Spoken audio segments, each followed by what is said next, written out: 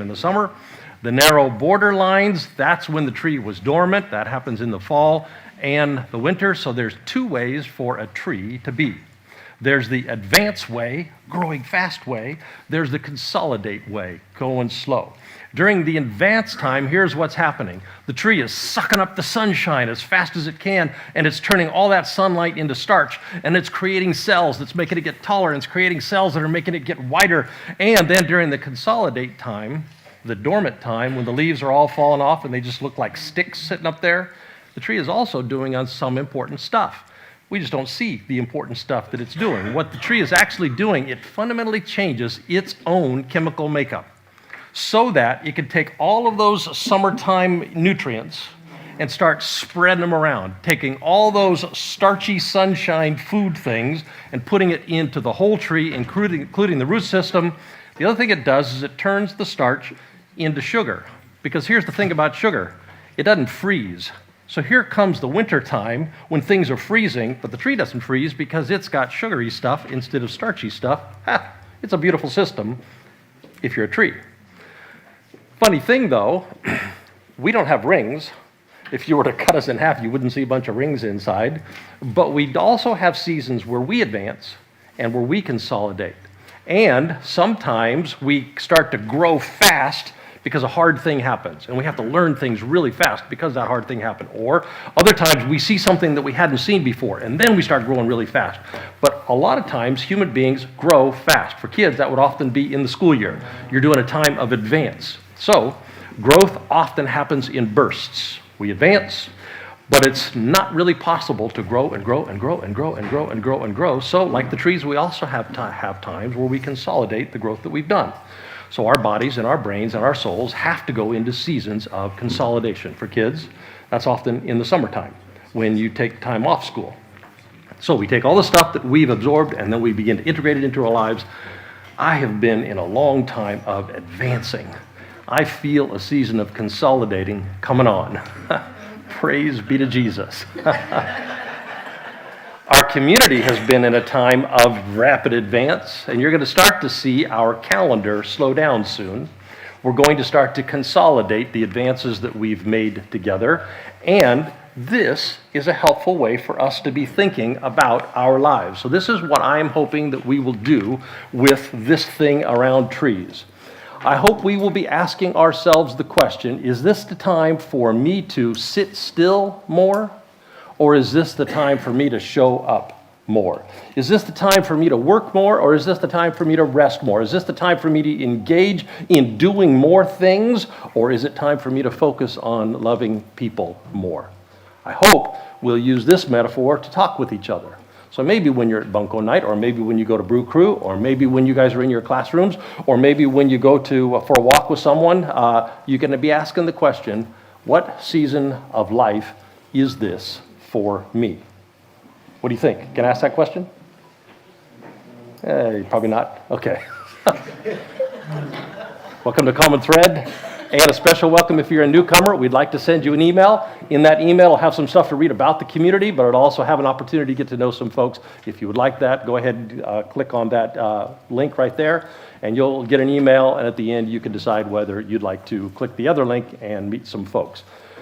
Also, here's our weekly reminder. If you're having a rough time, please today tell somebody. Please use the QR code. Please thumb type if you need to, because healthy community stands with each other on our rough days. If you were to use that system, that will send a message to Morgan. Morgan knows lots and lots of people, has asked lots of folks, people who would love to stand with you during rough times. Please, let's be a healthy community. Let's keep that in mind together. So let's say together, as we do each week, if you are here, you belong. Say it. If you are here, you belong. And we are, every one of us, carriers of the inner light. And we are, every one of us, carriers of divine breath. All right, before Joe comes up for music school, so far in music school, this is what we've been doing. We've been focusing on how to integrate kids and adults to making music together. We're working on becoming a multi-generational community, and we have learned a lot. The xylophone parts, these are the kids that are coming early, and they're learning the xylophone parts. Over here, the metals section, they can come right at the time. Over here, the skin section, they can do that. But also, we've been handing out to you the stuff, so we are learning a lot of parts about how to use cowbell and jingle taps. We've made some great first steps. We can see from here a great way to go forward. I look forward to a year from now what we'll be able to do. Today, we're going to start to focus on adult parts. Today, we're going to do 2 kids and adults together songs. Then we're going to dismiss the kids, and we are going to learn the adult parts of our Easter song. Then, next week, you'll start learning the kid parts for the Easter song, and we will talk about that, and hopefully we'll be able to sing it on Easter. Joe calls it the kitchen sink song, because we put everything in. All right? Okay, Joe, come on up. Let's lead our first 2 songs.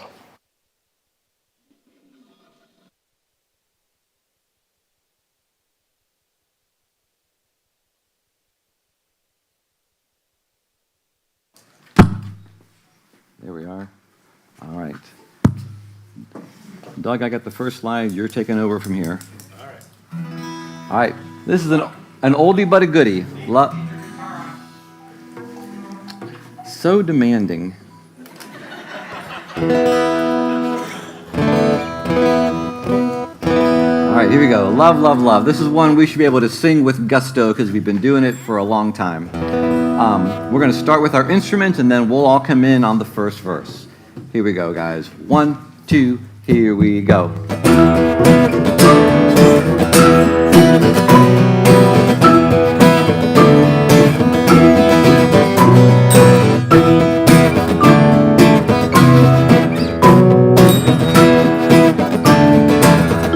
Here we go. Love, love, love, love. The message in our word is love. Love your neighbor as your brother. Love, love, love. Joy, joy, joy, joy. The message in our word is joy. Joy that fills to overflowing. Joy, joy, joy. Bring it down. Peace, peace, peace, peace. The message in our word is peace. Peace that passes understanding. Peace, peace, peace. Really big. Love, love, love, love. The message in our word is love. Love your neighbor as your brother. Love, love, love. Do that again. Love, love, love. One more time. Love, love, love.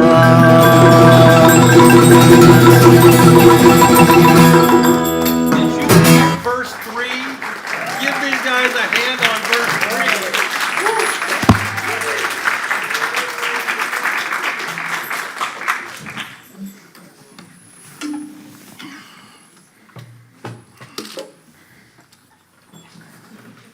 All right. Now, this next song, I'm sad to say, does not have instruments. It is just a singing song. So if my talented instrumentalist could find a way to prevent their instruments from playing, once again, I must ask too much of you. All right. Buttons, buttons everywhere. All right. So this is Kyrie eleison. We started learning it, I think a couple of weeks ago, and we did it last week. We learned the middle section. So I think we're probably pretty good on the first part, the Kyrie eleison, and then you echo, and you'll hold that note for about 3 counts, and you'll listen to the next part, Kyrie eleison, and you'll echo, Kyrie eleison, and you'll echo, Kyrie eleison, and you'll echo. Now I just want to go over the middle section because that was brand new last week.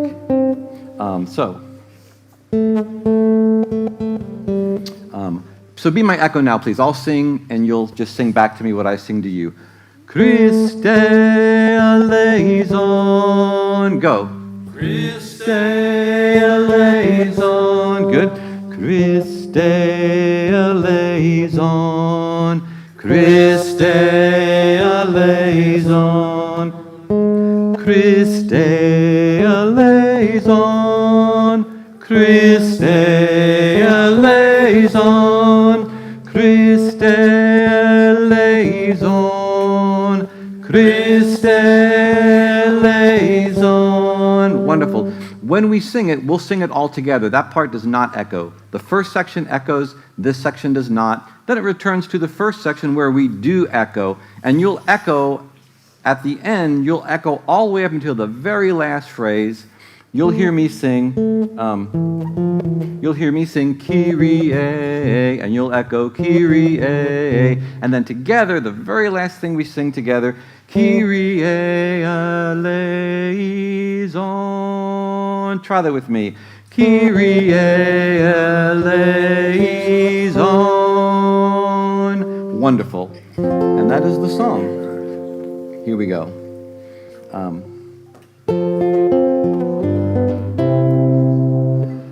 Kyrie eleison.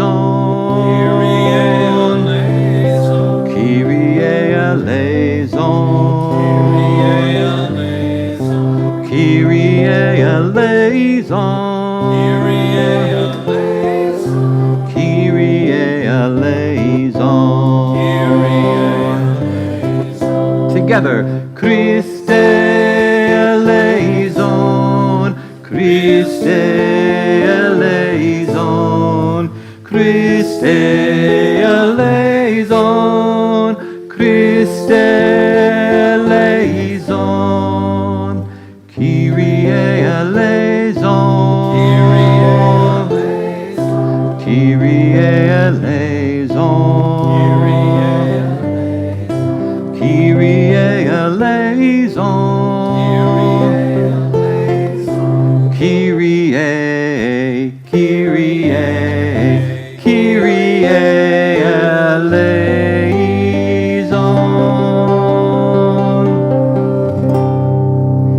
Lovely. All right. All right, kids, let's all line up on the wall. The rest of us, just go ahead and let's stand together. Turn to someone around you and briefly say good morning. Briefly say good morning. Good job. Morning.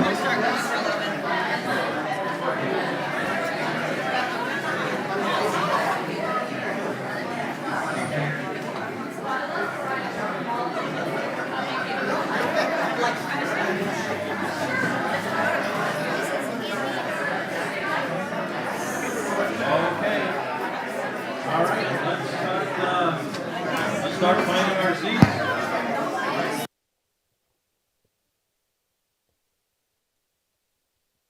Let's start finding our seats. All right, kids are leaving. Let's start finding our seats.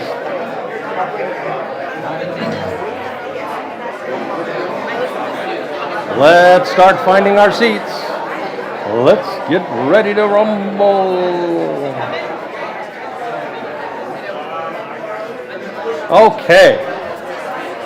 All right. Okay. All right. Okay. So,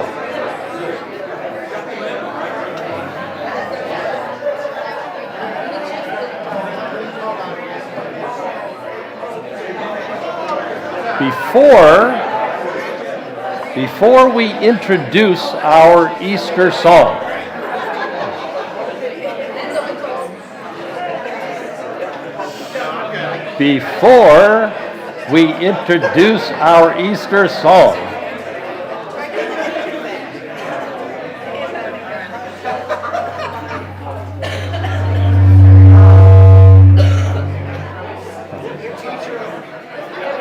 before we introduce our Easter song. Yeah, that's good. Who did that? Thank you, Jim.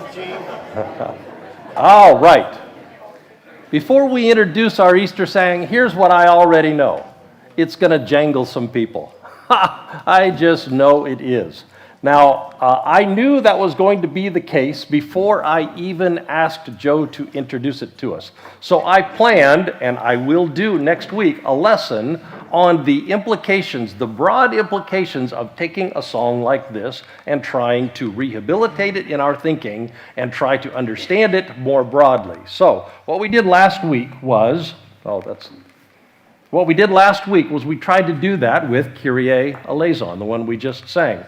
It's our way to not abandon jangly things when we run into them, because goodness sakes, if we were to eliminate all the jangly things in religion, we would eliminate most of it. And so what we end up doing is say, let's go through this process of stripping it down to find the core goodness, try to redeem that goodness by building back to ways that we can work with, understand, that are relevant in meaningful ways in our lives. So I hope we did that last week with Lord Have Mercy.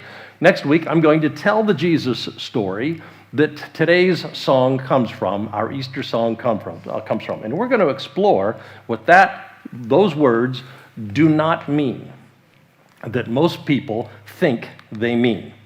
And then we're going to try and find meaning that's relevant to what it did mean at the time that can apply in our lives. It's going to be a great lesson. You are going to be so overwhelmed with joy that you have such a fantastic teacher.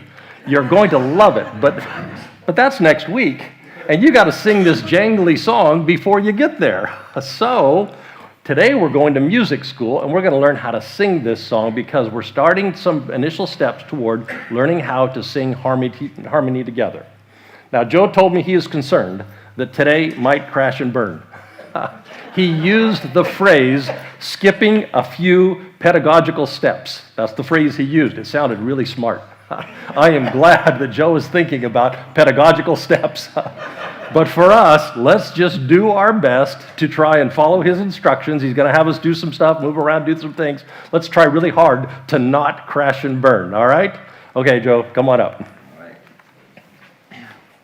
With an introduction like that, how can we live? That's what you call expectation setting, right? All right. Let me introduce you to that. All right. That is simply there for support. If that doesn't mean anything to you or you do not find it helpful, that is perfectly A-OK. What I want to do is, this song called Jesus Remember Me is from France. It's from a style of singing called taizé. And what taizé does is it's really intended to be more like a meditation or a prayer. And so what you have is a very short bit of music that gets repeated in different ways. Might be a single line melody at first, might add another line of harmony, add another line of harmony, add another line of harmony. Voices drop out and some instruments play. Voices come back, instruments come back, and it creates, and that is the form of this style of taizé singing. So the song itself is very short. It's only 8 measures long, only a very short bit long. And so what we're going to do today is we're going to learn the parts. And I'm going to teach all the parts to all of you, and then you're going to get to choose which part you would like to sing today. And if you choose to sing a different part next week, that's A-OK too.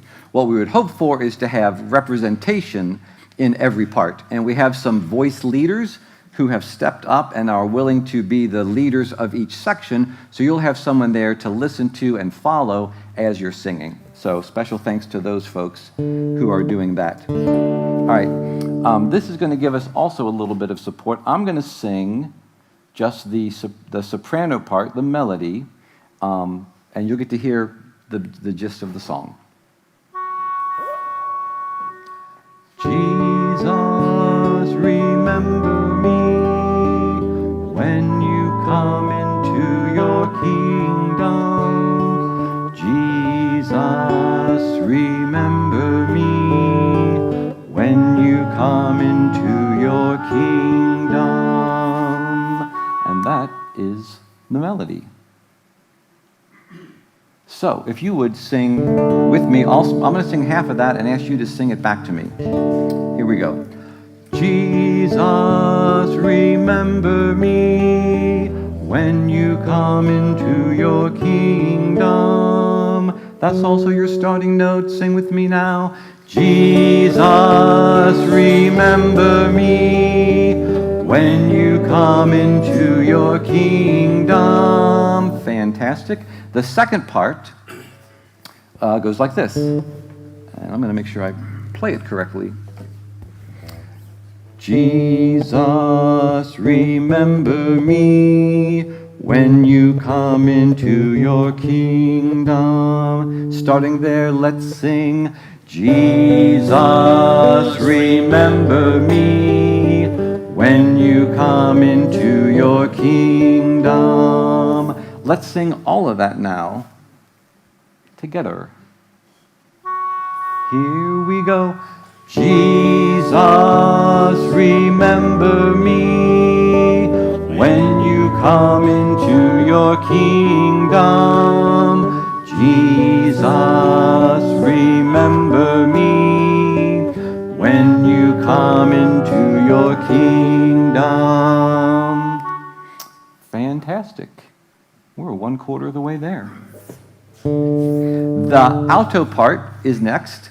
And you actually have pretty much already learned half of the alto part because the second phrase of the soprano is essentially the same as the first phrase of the alto. So it goes like this.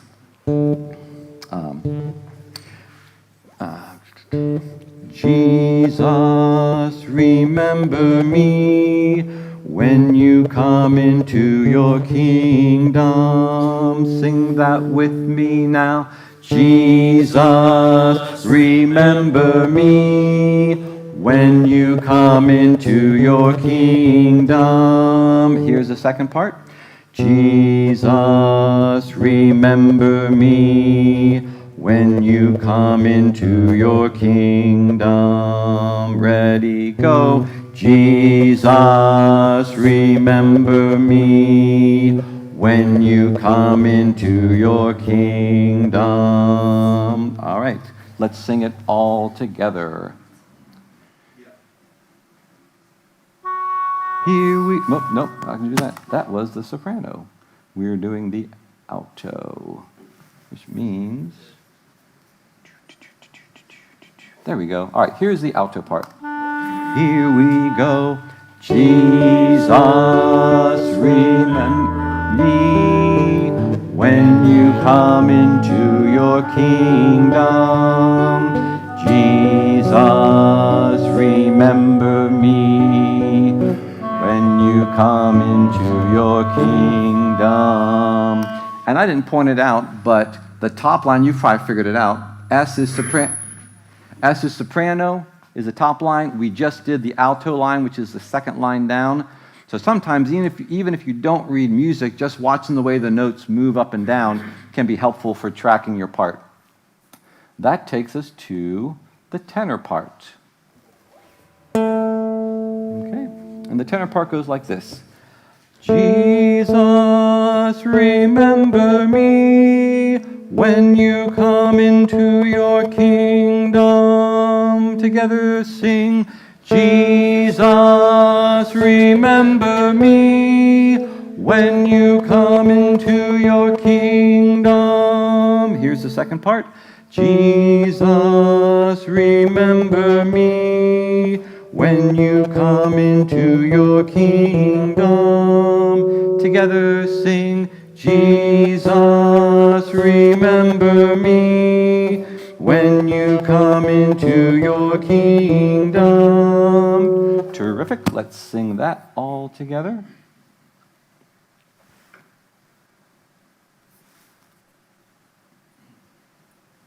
So we're on the third line down, labeled T or tenor.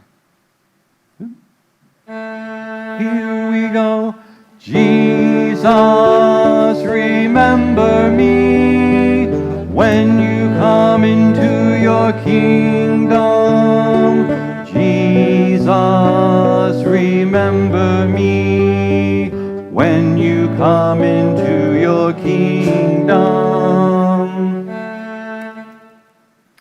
right. Lovely, lovely. That's going to take us to the bass part,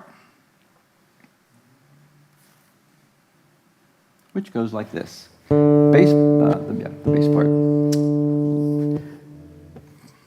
Jesus, remember me when you come into your kingdom.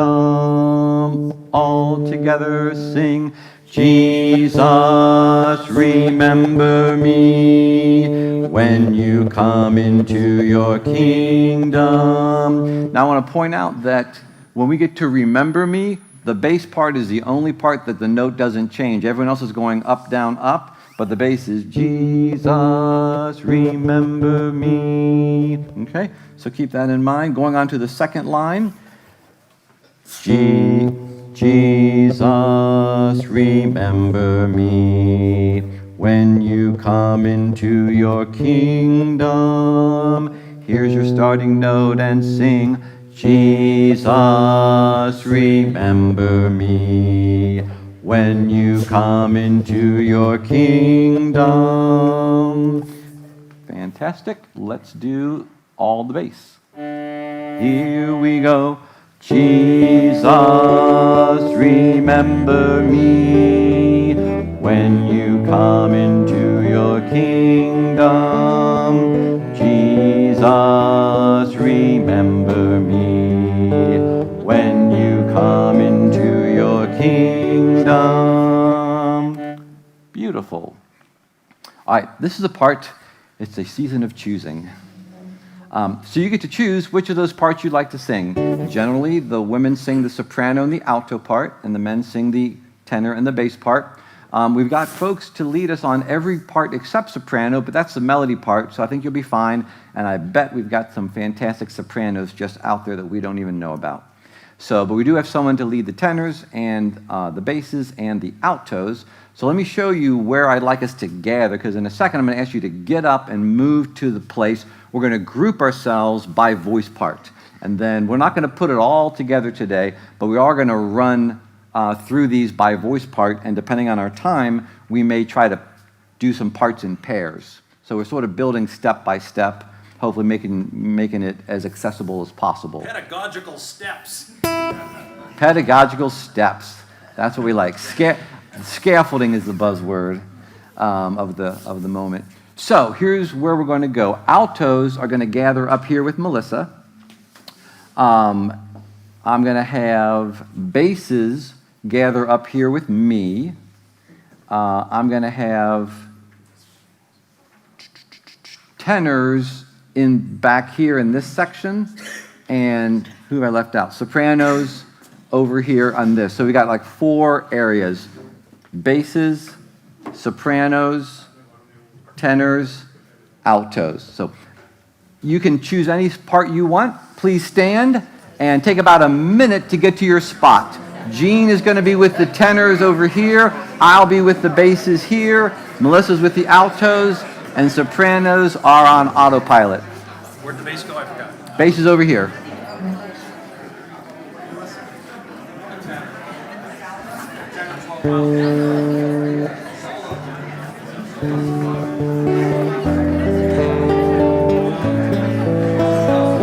I'm playing some moving music.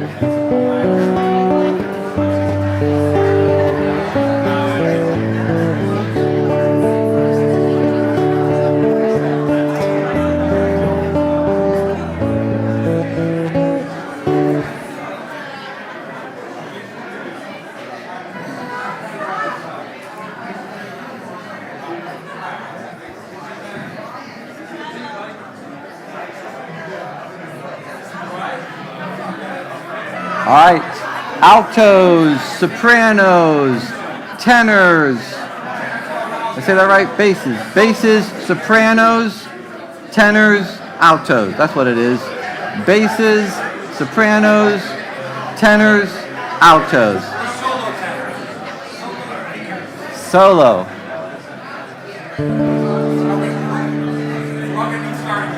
Yes. All right.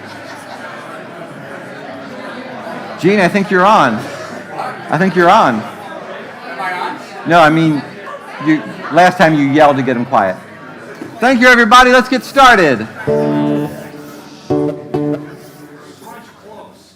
All right. We'll get cozy. All right.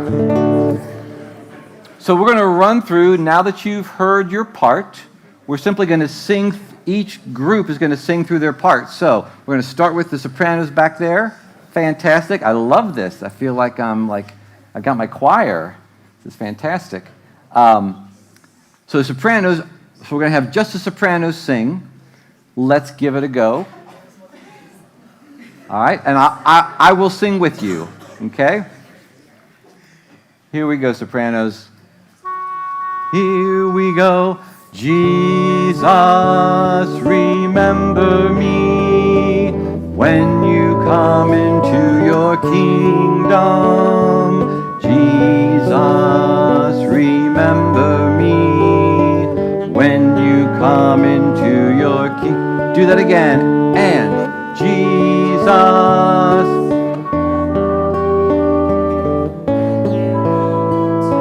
your kingdom. Jesus, remember me when you come into your kingdom. Come on, give it up. That was fantastic. My goodness. Altos. Oops, don't do that. Altos, same thing. There's your starting note. All right. There we are. Here we go. Jesus, remember me when you come into your kingdom. Jesus, remember me when you come into your kingdom. Again, Jesus.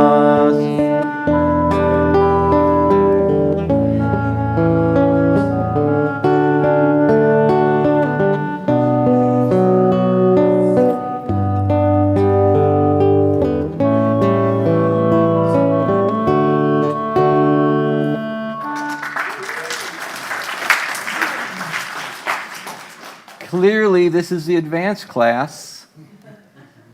Tenors. No pressure, but, we're 2 for 2. Here we go. Jesus, remember me when you come into your kingdom. Jesus, remember me when you come into your kingdom. Go.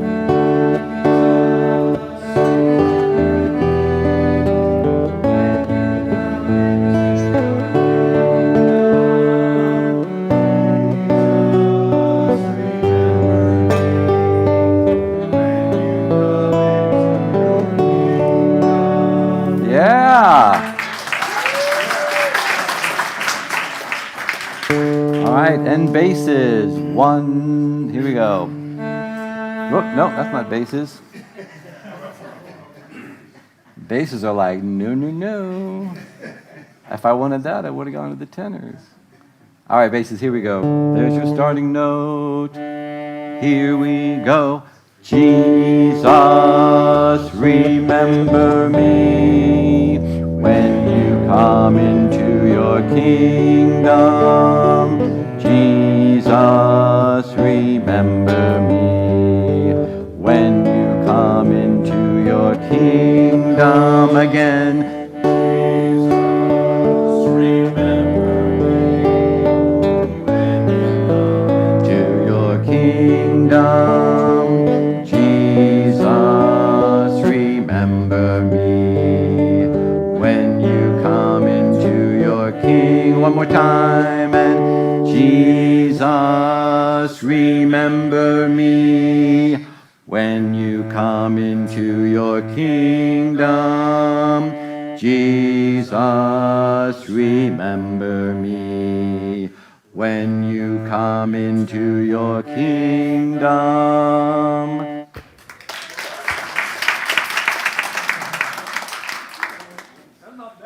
This was fantastic, everybody. Wonderful.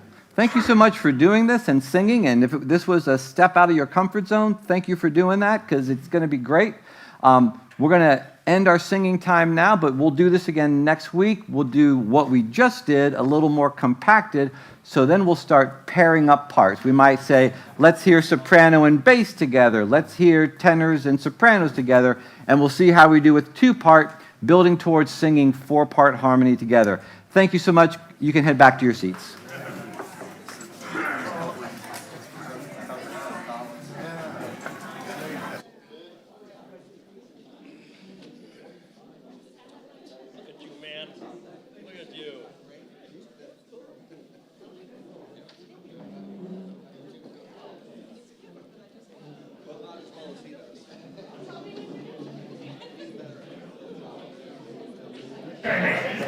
And as you're being seated, let's look at a few announcements.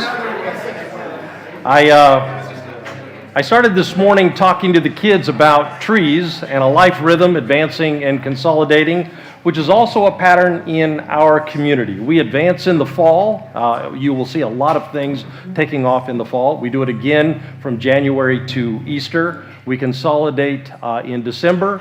We consolidate in late spring and summer. We're about to enter a consolidating season, which means, like the trees, it's not going to be a do-nothing season. There are going to be fewer events, but what we try to focus on during the consolidating time is building relationship, building friendships. When the calendar starts to slow down, I hope we can't make this happen. It has to be something that we make happen. I hope you will ask one another to go for coffee.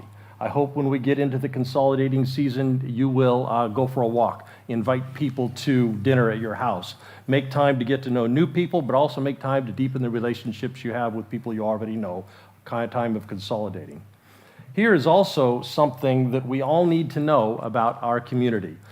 During the advanced times, we have more stuff showing up than we can effectively talk about. There just isn't enough time to say all the things that are going on. And we have found even if we were to take the time, we end up zoning people out and people stop listening. So we are a spiritual community. Now, we're a little bit special as a spiritual community because we have Jen. There's Jen. Wave, Jen. You should just give Jen hugs and kisses when you see her. Because she does a great job making sure that we communicate well what's going on. We have a very effective website, we have a very effective announcement system, we have a very effective app, and a very effective Thursday email. But here's what we cannot be, being a spiritual community as we are. We cannot compete with the marketing overlords that run our society. We cannot compete with the industrial advertising complex. We just can't. So, as a spiritual community, we have to depend on us. We have to not try and get messages to you passively. We have to count on you actively engaging in, actively pursuing. And so we can never communicate well enough to cut through the messaging fog that is our society. We have to count on us wanting to and then making a plan to go get the communication. So you will hear Heather say regularly, our ask is one time a week. One time a week, check the website or the app or open the email on Thursday. Now, if you were to do that today, here's what you would find is going on. You would see that we're going to have a Zoom. Those of you online, we hope you'll go to that. You'll see that Robin's going to be talking about the levels of development down the hallway. The kids' space is going to have an orientation afterwards, volunteer at the men's shelter later this evening. Then next week, we're going to volunteer, have a Newcomers hybrid Zoom, and then April 2nd, I'll talk about in a second. Here's what's going to happen on April 2nd. We're going to have an Easter egg hunt with the kids. It's a great big event we do every year. Between now and then, hoping that you will bring candy, because on that day we're going to have a catch-up ritual for all the rituals that got missed during the pandemic. It won't be a long thing, but it'll be really important. It'll happen during the service. Then afterwards, we'll have an egg hunt for the kids. Then after that, we'll have a pop-up picnic. So bring candy beforehand. This year, the kids group put together an Amazon wish list. So if you don't go to the store and if you don't remember to bring candy, you can go click on that. It will go right to Haven. Haven will then bring it right there. It's so easy. Just go to the Amazon wish list. Also, on the day, bring food so that afterwards, after the egg hunt is over, hopefully the weather's going to be nice. We can take some of the chairs outside. We can sit at the tables that are there. And so that's going on the 2nd. If you would, get out your phone. Everybody point their camera at that little Zoom. We'll see what's on the housekeeping form this week. First of all, if you were to go there, here's what you will see today. Shelby gave me a great report this Friday. A team is coming together for our elementary group, in no small part because of the leads that you all have been giving her. She's been interviewing people. She and Julie have been doing that together. She told me she still has need for one more position from the babies through the 5th grade. So if you know somebody, think teachers, tick that box. And again, thank you those who've been getting leads. You'll also see that she's planning right now the beginning stages of a team for our teenagers. Instead of our long-term plan, which is to have a program director, right now she's just looking for 1 or 2 more people who will help coordinate events where our kids can spend time together getting to know each other. Also, we have sitting back here a television and a mount that needs to go on that wall so that we don't have to keep looking over here. It's ready to go. The problem is that wall is made out of concrete. So if you know how to get something mounted on concrete, maybe tick that box. And if you're interested in making the grounds outside beautiful, you'll see a box for that as well. We're looking for as many ways as we can to connect with Ridge Road. We would practice religion differently, but we can still work on being together in the ways that we can do. So if you like grounds, tick that box. There are other boxes there. If you see a way that you could help make our community healthier, click that. Also, I hope you heard during the time we were learning how to sing, the sound system going. That's because these walls are so hard, and those walls are so hard, and sound hits them, it bounces back, it goes back into the microphone, and it creates feedback. So right after, we're going to have a meeting right here. Those of you that have checked the boxes over the weeks, come up here, this is what we do it. If you're here and you are handy, we're going to figure out how to build sound baffles for this room to make the room work effectively with our sound system. I want to highlight that, just come right up here, probably about 10 minutes. Also, I want to highlight what I had up there, but you might not have paid attention to. Shelby has planning an open house right afterwards downstairs to talk to people who love children. She and her team were not feeling particularly hopeful about the turnout because only one person RSVP'd in advance. But I told her, don't you worry a bit. First of all, our community loves kids, but mostly we never RSVP in advance. So please help them hold on to their faith in our community. Here's what you're not doing when you go downstairs. You're not signing up for anything. You're not going to get it roped in and you'll never be able to get out. It's not that. You're going to go down and find out what it would be like to participate with our children's ministry. And whatever you end up doing, it will be, here now, small, doable. That will be what goes on. So remember, burnout's a sin. Shelby told me it takes about a half an hour, and she said probably less. But she said probably less when she saw only one person had signed up. So, all right. Let's talk a little bit about centering prayer. Centering prayer is the exact same practice as mindfulness meditation, but it comes with a different framing narrative. I put this slide up last week in the lesson. It talks about what is the different framing narrative. You see that phrase so often because it is at the center of everything that constitutes spiritual community. So, centering prayer, just like mindfulness meditation, practices on focusing on our breath. And centering prayer, just like mindfulness practice, often uses a word or an image to help us pay attention to our breath by synchronizing that word with our breathing. And just like mindfulness meditation, in centering prayer, when we notice our minds wandering, we gently return from those wandering thoughts back to our breath. Here's the difference. It's why we do it. We do that practice because we are, every one of us, carriers of the inner light, carriers of divine breath. There is a place within us that carries divine reality. It's in you and it's in me. And centering prayer, that breathing practice, is a way of consenting to that interior part that we carry. What centering prayer does, like mindfulness meditation does, is it quiets the chatter, the noise of our habit thoughts. Because what our habit thoughts are ego thoughts and ego emotional responses. So when we do that, when we quiet these surface parts of us, the Buddhists have an expression that says it's like quieting the surface of a pool of water. When we do that, we are able to see more deeply.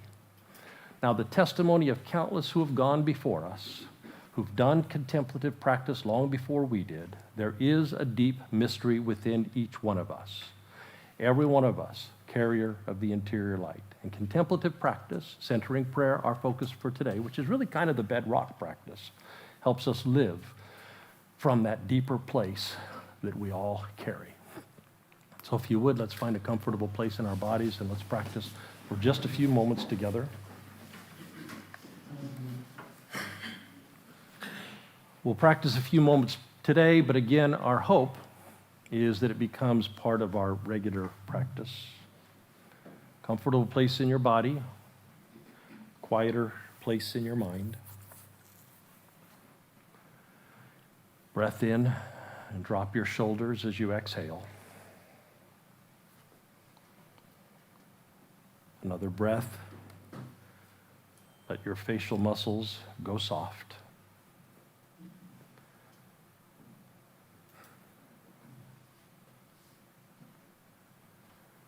Breathing and noticing our breath.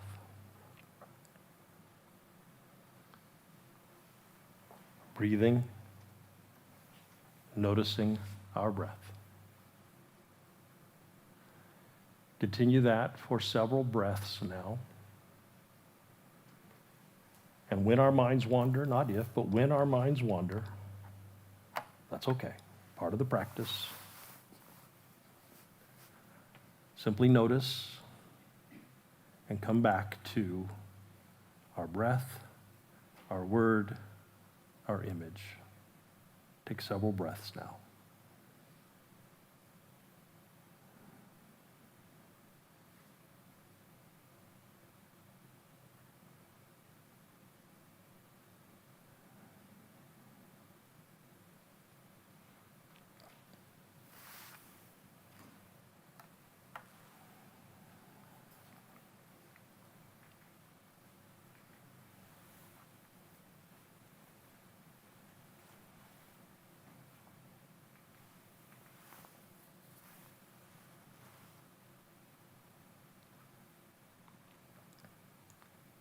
Wandering thoughts, we simply return to our breath gently.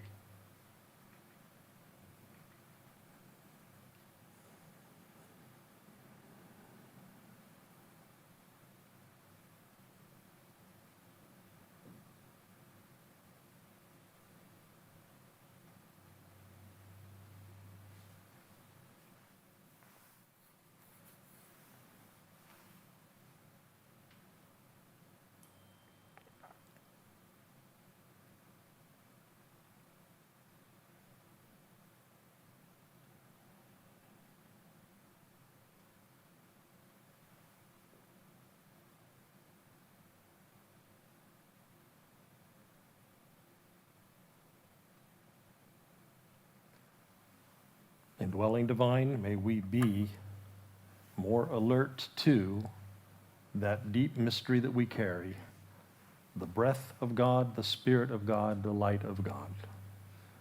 May that impact how we interact with one another, with those we love, with the world that we help create every day. Amen. Thank you for doing that. If you would like to do that with me, by the way, on weekday mornings on Zoom, here's what it does for me. It makes me get up and do it. And it might make you get up and do it as well. So We're going to do something a little bit different today. Here's what we do at Common Thread. We do a lot of content. I hope, because I'm primarily the content guy, I hope it's good content, but I know we do a lot of it. And today we're going to hear some stories to try and consolidate some of the content that we have learned and how we put it into our real lives. Heather, come on up. I'll help you with the stools.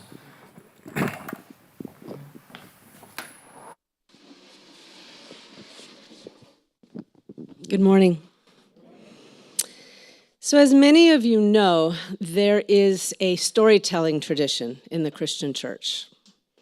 And one of the forms that tradition often takes is called the testimonial. And sometimes, often, perhaps the most commonly known form that the testimonial takes is the conversion story. So probably either you've witnessed one of these or you've read about it, you've seen it in a movie, in which a person tells the story of their own conversion or perhaps their story of converting someone else. Testimonials are often given after a mission trip, for example. But outside those dominant groups, so for example, in the United States, across the spectrum of Christian churches, so on the edges and the margins outside of those dominant groups, other stories have always been told. Stories of groups and peoples, individuals coming to seeking a literal freedom, stories of individuals, groups, communities seeking out a metaphorical freedom. So within this storytelling tradition in the Christian church, there has been a lot of creativity. So what we are hoping to do here at Common Thread, as we do in our deconstructing and reconstructing, we'd like to rediscover, rethink, renew this tradition of storytelling. So I put a call out. And as you have noticed over these last couple weeks, we've been talking about what Doug referred to today as growth and consolidation. So rethinking how that process works, how that looks. And I put a call out for stories, and 3 people have responded. And they have been brave enough to be willing to go first. They are the vanguard of our storytelling. So we'd like to do this today, and as you listen to these stories, I hope and they hope, we all hope you'll be thinking of your own stories. The only real direction we as a group for this first round came up with was the notion of stakes. So we're not looking to tell testimonials along conversion lines, not surprisingly. We are not, generally speaking, that kind of church. So when we talk about stakes, we're talking about stories that in being told are not quite finished. Maybe they are telling a story that for which the outcome isn't quite yet certain. Maybe some changes afoot, but it's not quite guaranteed whether it's going to go well or whether it's not going to go well. So there are stakes for the storyteller. But there's also a sense in which this story hasn't been consolidated yet as one of the foundational stories in your life. As you know, most of us get up every morning on a trajectory of some kind of life narrative that gets us out of bed every day. But those stories, they grow and they consolidate and they change. So these storytellers today are not only telling stories that have some stakes for them personally, but in the telling to a beloved, trusted, confidential community, also there's some kind of moment of getting it off your chest. So with only that introduction, I would like to ask Jeff and Lena and Maria to come forward and to tell their stories.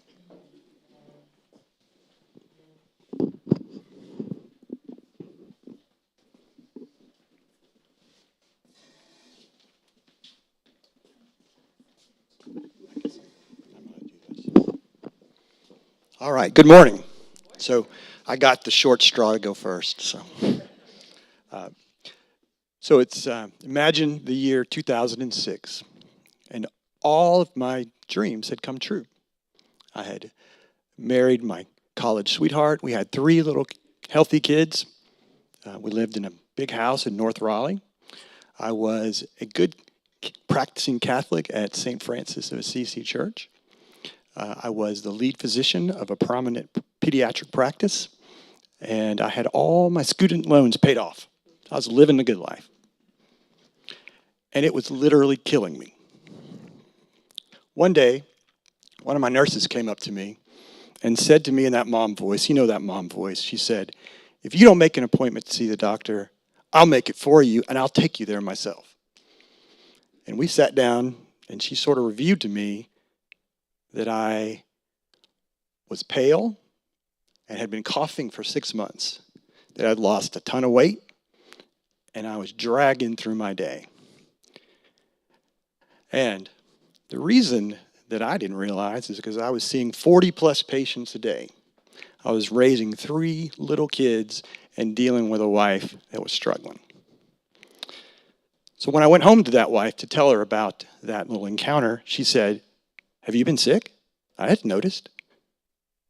When I told my partners about this, they said, well, if you end up with something like cancer, you're not going to be the lead physician anymore, right? And that was a wake-up call. So, long story short, I was diagnosed with something called sarcoidosis, which is an autoimmune disease. It was treated, and I've been in remission for a long time. But it set me on a path. Within a few months, I had left that practice and joined another one. Within a few years, I got divorced and left my wife. Now, as I said, I was a good Catholic, and good Catholics do not get divorced. And it kind of broke me.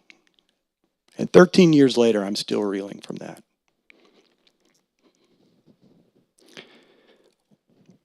Sorry. So, where was I? Good Catholics don't get divorced, right? So that led to the spiral of leaving the faith, as you would. And as I was going through life, I started to recognize over the years that perhaps I didn't like my job very much. I went into pediatrics to help kids get better. And over the decades, every year it seemed like kids were getting sicker and sicker and sicker. More obesity, more mental health illnesses, all the things that you all know that are going on. And so last year, I gave up practicing medicine. And so, like I started this story, if you'd asked me who I was, I would have told you that I was a husband, a Catholic, a physician. Well, I stand before you none of those things today. And so, a part of me has kind of died. And I have to figure out what to do to find the next version of myself. So not too long ago, one of my kids was struggling, and he needed friends. And for some reason, I got in my head that he needed a church youth group. I really don't know where that came from. But so I started asking people, what's the most unchurchiest church you can think of? And someone directed me to North Raleigh Community Church, which, if you don't know, is what Common Thread was called when it was on Ray Road many years ago. So I took my son to youth group, and I didn't want to drive home because it was kind of far, but I didn't really stay. So I said, all right, whatever, I'll just stay. So I wandered down to the sanctuary, with what the words I would have known as a Catholic, but walked in, and I did what I do, which is walk in, go to the back row, cross my arms, put my head down, scowl, and say, all right, we'll see what this clown has to say. And to my surprise, the preacher man, as he called himself, said some things that kind of made sense. So over the time that I kept taking my son to youth group, I kind of kept showing up and listening.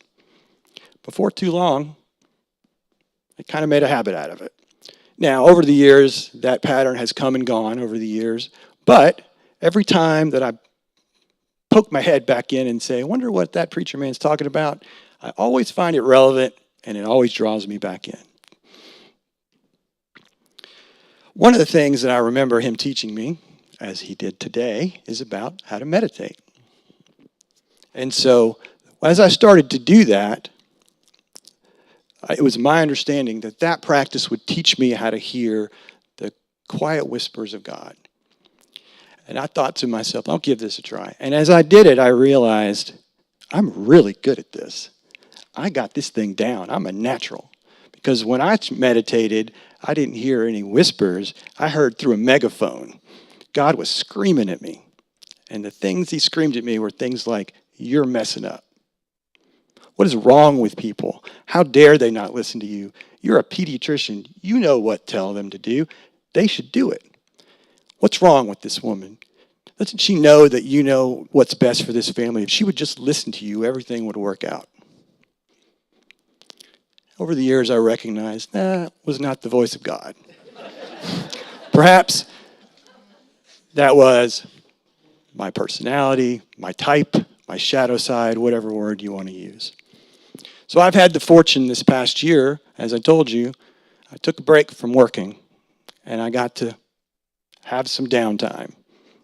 What's the word you used? Seasons of consolidation. There you go, season of consolidation. So that has helped quiet that megaphone and has gotten me listening to that inner whispering. And it has led me to a couple of things that I wanted to share with you. The first one is this. You've spent more than a decade trying to reform relationships. And every time you do it, whenever it gets serious, you get scared and you run away. So before you inflict yourself on another human being, perhaps you need to spend some time working on how to be in a relationship. So this Christmas, I bought myself a gift. And it was what's called an Oura Ring. Now, an Oura Ring, if you don't know, is like a Fitbit that you wear on your finger, right? It measures your heart rate, your sleep rate, and all this sort of thing. And I, not being very jewelry savvy, ordered it for my middle finger, or my ring finger, right? So I get it, and I look down and I go, shit, left hand, what am I gonna do, right? I put it on my right hand, it's weird, so I didn't wear it for a long time. And then this last month, I recognized, well, you bought the thing, you want to use it. And it came to me that perhaps what I could do when people ask me, are you married, is to tell them a little bit about the fact that I am now in this season focusing on me instead of relationships. And it's a nice reminder of me if I'm in a bar to maybe not hit on somebody. So, the other thing that has come to me is this notion of how to help young people. So I have found that core, how to help young people get better, is still much my calling in life. But it looks a little different. Instead of being the authoritarian, this is how you live your life, perhaps a little shift. Perhaps maybe being more of a mentor, more of someone as a guidance. So what I'm trying to do now is think more on the lines of life coaching for kids, teaching them how to do the fundamentals of life, how to eat and sleep and breathe. And then I hope in long term to create support groups that kids can do this together so they can work together on solving this problem. So I have no idea if this plan is going to work out or not. But I do think that perhaps I'm on a good path. Because I believe, as the saying goes, it takes someone to die and be reborn to find the kingdom of God.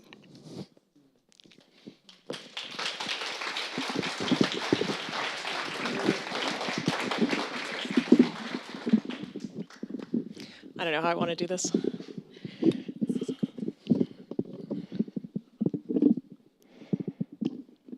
Okay. A year ago, almost exactly, I had a nervous breakdown that I affectionately call the Great Unraveling.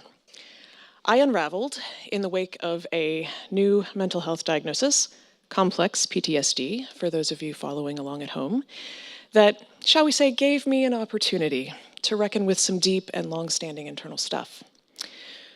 Basically, my parents believed they had a mandate from God to break my will. My birthright was a sense of fundamental worthlessness, and to cope, I constructed a whole bunch of inner machinery. I'm going to make that a little closer to you. I have to eat it, right? Thanks. I constructed a whole bunch of inner machinery that basically collapsed my existence to two permissible states: flawless competence in all the things, or essentially invisible. I didn't know how to function without brutalizing and terrorizing myself all the time, and when this diagnosis made it apparent to me that that's what I was doing, I couldn't do it anymore, and I stopped functioning. Early on in the process of trying to figure out a new way to function, I got an unexpected gift. A former roommate of mine returned to me some things that she had had of mine for almost 20 years. And among these things was a copy of a letter I had written to my parents in 2001 after I'd come out to them and it had gone not well. I didn't remember this letter and I didn't remember specifically what I'd said, but in light of recent personal events, I was pretty curious to see what was in it. Yikes. I'd had a lot of compassion for my parents when I came out, so I wasn't really expecting to see anger or hostility, but the love that pervaded those pages horrified me and filled me with shame. How sick, I thought, did I have to be to say to my parents earnestly that I was grateful for their influence and that I yearned from the depths of my heart to be in real fellowship and communion with them? Well, my current perspective on this involves zero pathology, but how I got from there to here is the best part. Early on in the unraveling, I threw myself into learning everything I could about complex trauma. I was going to fix the parts of me that were broken and get better. Well, I learned that complex trauma mostly manifests in terms of deep and permanent personality changes. And as it became increasingly obvious that basically everything I knew about who I was a byproduct of trauma, this idea of fixing the things seemed a little less optimistic. However, instead of turning toward despair, some new insight started to crystallize. What if all of the harm that had done to me that was situated in my personality was like my Enneagram type? What if it wasn't really me? What if it was false self stuff from which I could work to disidentify? And this project of fixing my shattered ego that might be pointless anyway wasn't really the thing. That changed everything. Being able to see the ego prison I'd built for myself in all of its hideous totality became my way out, or at least it did, when I stopped externalizing, turned around to embrace all the shit as my shit, and let it stop mattering that I didn't deserve any of it. Just embracing my misery with welcome and acceptance turned my complex trauma into a gift. It also immediately made me 1,000 times less miserable. When I wrote that letter to my parents, I didn't truly know how to love them or me or anybody. But what I said to them was not evidence of sickness. It was evidence of wholeness I hadn't yet manifested. Because from where I stand, it's hard for me to feel anything but grateful for their influence. And I do yearn from the depths of my heart to be in real fellowship and communion with them. I don't know what that looks like. I don't even know if it's possible. But the warm, patient, spacious expectancy that has filled all of the places in me where my need to control used to be is unlike anything I have ever experienced or even could have imagined. And I wonder what will happen.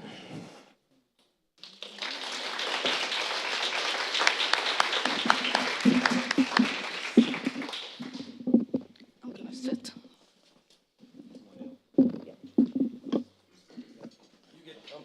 I'll get comfy. Yeah. That's it. Thank you. Thank you. Switch. Oh. Front and center. Well. Hello? Yeah. You got me. So today is March 19. Just before I start talking, I'm gonna read because I'm at the end of a cold and I have fuzzy brain, so I have to have something keep me in line. So March 19, 2020, exactly 3 years ago, the state declares a stay-at-home order mandating that all residents stay at home except to go for essential job or essential needs. The felt beginning of the COVID-19 pandemic, a globally felt pain experience. It seemed that the world came to a full stop. But with a full stop came a deep quiet. No traffic noise, only birds singing, no social interactions or empty talk, just talk that mattered. A call back to ourselves, a time to rethink relationship, to each other, to nature, to God, to country, to all the things that we took for granted. And nature celebrated. It was a beautiful spring. All the trees were abundantly flowering and carpets of yellow buttercups everywhere. So it was a critical time of change. So I packed my neglected watercolor backpack and ventured into open parks. So forgive me for starting calling that time secretly COVID heaven. John and I, my husband John, have been married for 35 years and we've known each other for 39 years. We walked parallel paths that intersected at many points, but we had different daily rituals. With all the changes that came with COVID, we decided to adapt. We decided to rethink those daily routines, and we started with our morning routine because that defines our daily routine, our days, basically. We started beginning with redesigning our morning routine in a manner that worked for both of us. First, we listed what our current morning routine was. I drank coffee, I read the news, we both did some mental exercise. I did Sudoku, he did Wordle, and then we took time to be quiet, and we walked or exercised, but it was all done separately. But now we wanted to do those morning routines together instead. And we decided that each of us will compromise and we'll meet in the middle. First was location. Where do we meet together? We live together. So space and atmosphere is very important to me. So I made the decision that we will meet in the winter in our living room. We'll have a fire, we'll have a lit candle, we have fresh flowers. Then spring came, we moved to the front porch, and we sat under the cover of our Confederate jasmine that gave us enough privacy to be in our pajamas and robes. John loved learning, and he consumed a great amount of audible books on esoteric topics that I have no interest in reading. So, and I am a visual learner. I have to read, and I understand better when I read. So our first compromise was to go to Kindle. Forget audiobooks, we'll go to Kindle, and I will read his books, and he will listen to me. So this way we were both reading the same thing. Third, I got John addicted to coffee. So we added the morning routine, the morning coffee making ritual and drinking coffee to our morning ritual. we also decided that I have the ultimate veto power in what books we read. So that was important. As a new mental exercise, we read, we discussed, we argued, we watched YouTube, simply to clarify a concept or an idea, a true rabbit trail. We started learning about quieting ourselves. We started dabbling with guided meditation. We even tried walking meditation. I would walk on our rug and look at the carpet and just round and round. It didn't work. The morning routines, though, became so fulfilling and enjoyable that we decided to extend it. So we decided we start waking up at 5. That gave us 4 hours every morning to be together and to know each other more. So rethinking and adopting this morning routine was transformational for us, especially that there was so much in our words that didn't make sense anymore. From our concept of religion, of God, our relationship to our physical world, the simple process of rethinking that led to this new ritual in our life was an evolutionary step for us in our growth personally and as partners. It helped us to rethink and clarify our priorities, our relationships, and helped us to remove the rust and the cobwebs that accumulate through everyday's daily life.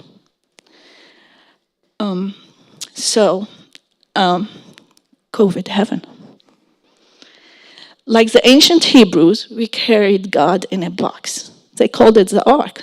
We called it something else. So we decided, let's open that box and release and see what happens. We started dwelling in the big question of what if. In the question of what if, it is important to have a companion on the journey. 2 are better and wiser than 1. It's like a rope that pulls you up when you go down too far in a rabbit trail. So Alice in Wonderland was our example. Finally, I just want to say that change is definite constant in life. We could feel its pain, but we could also move to transforming it into a growing experience. Thank you for listening.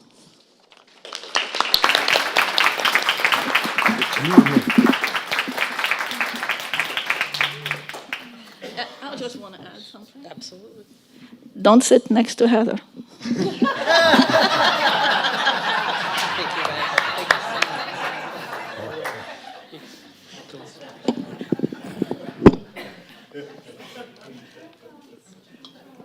Thanks to them very much.